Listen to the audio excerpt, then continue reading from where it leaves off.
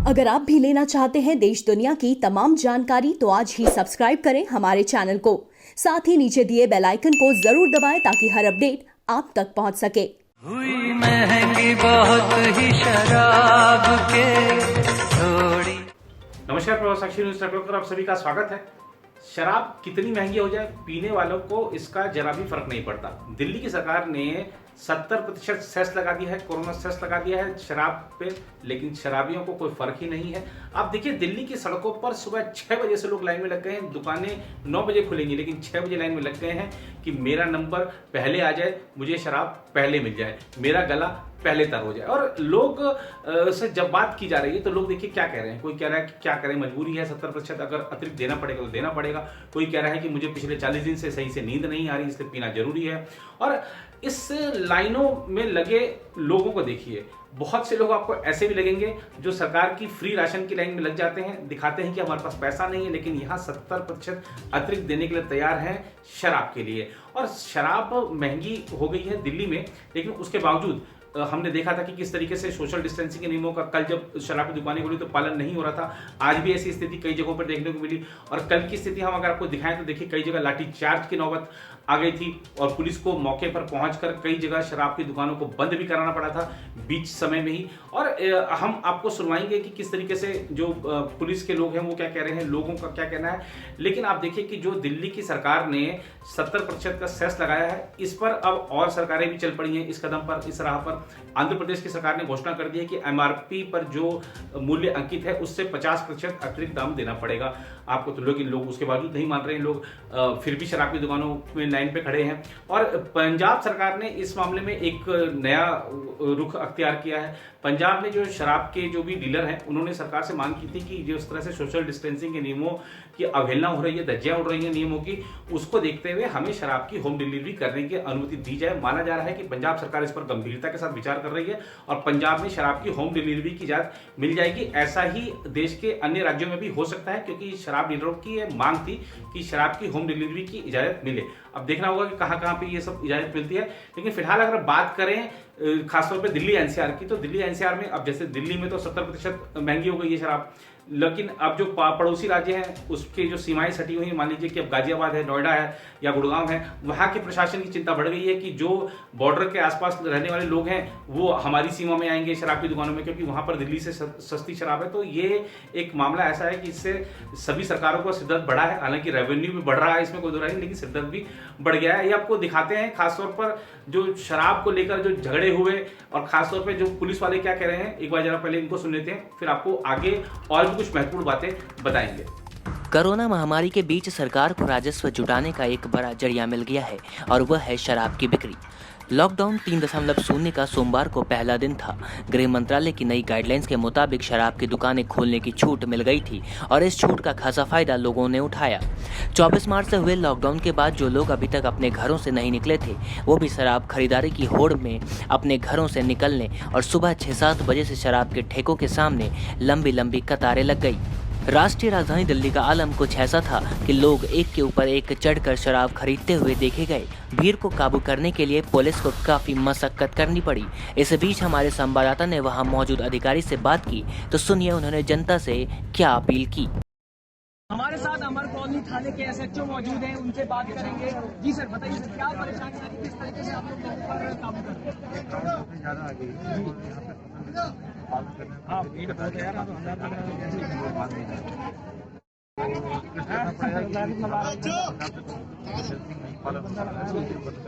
Sir, आप क्या appeal करना चाह रहे हैं लोगों से? बार बार रिक्वेस्ट कर रहे हैं। हमारा तो लाइन में लग रहे हैं अभी तो। सिस्टम के थ्रू भी और वैसे ही बता रहे हैं कि भाई ये खुला रहेगा आगे भी, तो आप मेंटेन करें। लोग पैनिक में है कि लोग सोच रहे हैं कि आज के बाद दोबारा मिलेगी नहीं लोग मिलेगी। बहुत ज़्यादा दूर दूर से आ रहे हैं, या तो सरकार ने ज़्यादा ढील करे ताकि भीड़ कम हो। देश महामारी की दौर से गुजर रहा है, लेकिन ये लाइन न तो राशन के लिए है और ना ही किसी हॉस्पिटल की बाहर का और ना ही किसी खाने के लंगर का। लाइन में जो लोग लगे हैं उनका कहना है कि हम देश की अर्थव्यवस्था में योगदान दे रहे हैं। जिससे देश की अर्थव्यवस्था मजबूत बनी रहे। आपको बता दें, कर्नाटक सरकार ने तो शराब की बिक्री से महज एक दिन में 45 करोड़ रुपए कमाए, तो आंध्र प्रदेश में 40 करोड़ रुपए, जबकि उत्तर प्रदेश के आबकारी विभाग ने पहले दिन प्रदेश की 26,000 दुकानों से करीब 100 करोड़ रुपए के राजस्व का अनुमान लगाया था। सोमवार को उमड़ी भीड़ देख दिल्ली सरकार ने शराब में स्पेशल कोरोना फीस को शामिल करने का निर्णय लिया। बता दें कि मंगलवार से दिल्ली में शराब प्रिंट रेट से 70% ज्यादा मूल्य में मिलेगी और इसकी शुरुआत हो भी चुकी है। यानी कि 500 रुपये MRP वाली शराब 850 रुपये में, तो 1000 रुपये वाली शराब की कीमत 1700 रुपये में मिलेगी। प्रभा साक्षी न्यूज नेटवर्क के लिए दिल्ली से अमित कुमार झा की रिपोर्ट। अब सोशल डिस्टेंसिंग के नियमों का पालन शराब की दुकानों पर ही नहीं हो रहा हो, ऐसी बात नहीं है। आप ओखला मंडी में देखिए क्या हाल है, क्या सोशल डिस्टेंसिंग के नियमों का कोई पालन कर रहा है? बहुत से लोग बिना मास्क के भी घूम रहे हैं। और सरकारों को पुनर्विचार करना होगा कि क्या ये जो ढील दी गई है ये देने लायक है, क्योंकि लोग समझने को तैयार नहीं है। कहीं ऐसा ना हो कि अब तक की गई मेहनत पर पानी फिर जाए। और दूसरी तरफ अगर हम देखें, दिल्ली में आना और दिल्ली से बाहर जाना बहुत मुश्किल भी है इस समय। खासतौर पर जो सीमावर्ती राज्य हैं उन्होंने बहुत चेकिंग बढ़ा रखी है। अब जो वैलिड पास हैं जिनके पास, वही दिल्ली में प्रवेश कर सकते हैं। और जो दिल्ली से अगर कोई गाजियाबाद जाना चाह रहा है, नोएडा जाना चाह रहा है, गुरुग्राम जाना चाह रहा है, तो बहुत मुश्किलों का सामना करना पड़ रहा है। इसके अलावा अगर हम बात करें प्रवासी श्रमिकों की, तो प्रवासी श्रमिकों को लेकर विभिन्न ट्रेनों का अलग अलग राज्यों में पहुंचना जारी है। और खासतौर पर मैं देखा था कि किस तरीके से कई राज्यों में ऐसे हालात देखने को मिले थे कि जो प्रवासी श्रमिक हैं वो हंगामा कर रहे हैं, तोड़फोड़ पे भी उतर आए हैं, क्योंकि उनकी बात नहीं सुनी जा रही थी, ऐसी उनकी शिकायत थी। लेकिन जब केंद्र सरकार ने कदम उठाया कि ठीक है, प्रवासी श्रमिकों को उनके राज्यों तक छोड़ा जाएगा, 85% जो खर्चा है इसका केंद्र सरकार वहन करेगी, टिकट पर 85% सब्सिडी देगी। तो और राज्यों ने भी अपनी तरफ से कदम बढ़ाए और केंद्र और राज्यों के समन्वय से प्रवासी श्रमिकों का राज्यों में पहुंचना अपना चालू हो गया है। और जब अपने राज्य पहुंच रहे हैं प्रवासी श्रमिक तो बेहद प्रसन्न हैं। हालांकि उनके किराए को लेकर विवाद भी हुआ, लेकिन ये विवाद अगर परे रखें तो प्रवासी श्रमिक खुश नजर आए अपने अपने राज्यों में पहुंचने पर। और प्रवासी श्रमिकों को लेकर ट्रेनें लगातार चल रही हैं। लेकिन अब आपको बताएं कि जहां पर उनकी बात नहीं सुनी जा रही है वहां पर वो लोग उग्र भी हो रहे हैं। अब हमने देखा कि किस तरीके से गुजरात के सूरत में जो प्रवासी श्रमिक हैं वो बिल्कुल उग्र हो गए थे, उन्होंने तोड़फोड़ भी करी थी, कुछ ऐसी तस्वीरें सामने आई थी। और प्रशासन ने उनको भी धैर्य रखने को कहा है, संयम रखने को कहा है कि उनकी भी बात सुनी जाएगी, उनको भी पहुंचाया जाएगा उनके गृह राज्य। कल बेंगलुरु में भी ऐसे हालात देखने को मिले, प्रवासी श्रमिक बिल्कुल काफी उनके तेवर उग्र थे और उन्होंने भी कहा है कि प्रशासन की बात नहीं सुन रहा है, उनको अपने गृह राज्य भेजा जाए, ऐसी उनकी मांग है। प्रशासन को जरूर उनकी बात जल्द सुननी चाहिए।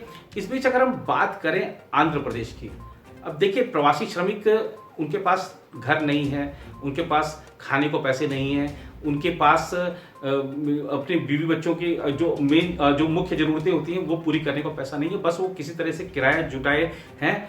एक ही अपील है कि उनको उनके गृह राज्य भेज दिया जाए ताकि अपने घर बार पहुंच सके वो और अपने वहां पर जो जीवन यापन है वो शुरू कर सके। लेकिन क्या पुलिस को इस तरह पिटाई करना चाहिए? ठीक है, कोई हंगामा कर रहा है, कोई कुछ कर रहा है, आप उनको समझाइए, खदेड़िए, लेकिन पिटाई मत करिए। और इस समय ये जो समय है खासतौर पर संवेदनशीलता दिखाने का समय है, संवेदनहीन मत बनिए। हो सकता है कि उस समय ये जो आप विजुअल देख रहे हैं उस समय की क्या घटना हुई, लेकिन फिर भी ऐसी स्थिति से बचना चाहिए था। जो श्रमिक वर्ग है उसके ऊपर ऐसी कार्रवाई नहीं होनी चाहिए, क्योंकि लोगों में इसमें खासतौर पर जब इस तरह के दृश्य चलते हैं तो बड़ा दुख सा होता है, सभी के मन में दुख होता है कि ये ऐसी स्थिति आखिर क्यों बन रही है।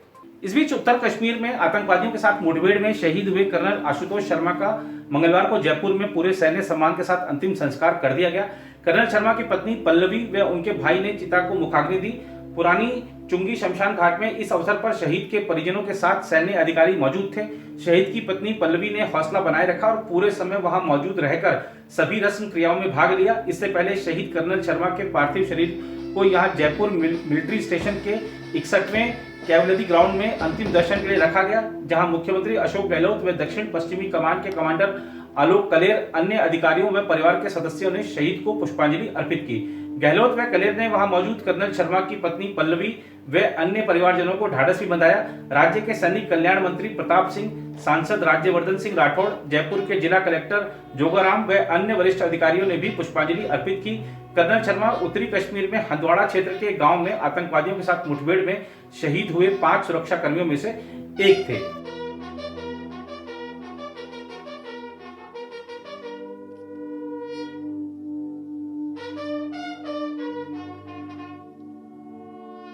इस बीच नोबेल पुरस्कार विजेता और जाने माने अर्थशास्त्री अभिजीत बनर्जी ने कोरोना संकट की मार झेल रही अर्थव्यवस्था को पटरी पर लाने के लिए बड़े प्रोत्साहन पैकेज की जरूरत पर जोर देते हुए मंगलवार को कहा कि देश की आबादी के एक बड़े हिस्से के हाथों में पैसे भी पहुंचाने होंगे। कांग्रेस के पूर्व अध्यक्ष राहुल गांधी के साथ वीडियो कॉन्फ्रेंसिंग के माध्यम से संवाद के दौरान अभिजीत बनर्जी ने यह भी कहा कि जरूरतमंदों के लिए 3 महीने तक अस्थायी राशन कार्ड मुहैया कराने, सूक्ष्म, लघु और मध्यम उद्योग क्षेत्र की मदद करने और प्रवासी श्रमिकों की सहायता के लिए राष्ट्रीय स्तर पर कदम उठाने की जरूरत है। इस संवाद के दौरान कांग्रेस नेता ने कहा कि राज्यों को लॉकडाउन के संदर्भ में फैसले की छूट होनी चाहिए। राहुल गांधी ने अभिजीत बनर्जी से पूछा कि क्या न्याय योजना की तर्ज पर लोगों को पैसे दिए जा सकते हैं, तो उन्होंने कहा निश्चित तौर पर। साथ ही उन्होंने यह भी कहा कि अगर हम निचले तबके की 60% आबादी के हाथों में कुछ पैसे देते हैं तो इसमें कुछ गलत नहीं होगा, यह एक तरह का प्रोत्साहन होगा। इस बीच देश में कोरोना वायरस के संक्रमण के मामले लगातार बढ़ते जा रहे हैं। अगर स्वास्थ्य मंत्रालय के ताजा आंकड़ों को देखें तो 46,000 को पार कर चुका है संक्रमण का मामला, और अगर हम बात करें मृतकों की संख्या की तो 1568 हो चुकी है। राहत भरी बात यह है कि 12,000 से ज्यादा लोग स्वस्थ होकर यानी कोरोना वायरस को हराकर घर जा चुके हैं। फिलहाल इस रिपोर्ट में इतना ही। बाकी देशों की खबरों के लिए बने रहे प्रभु साक्षी के साथ।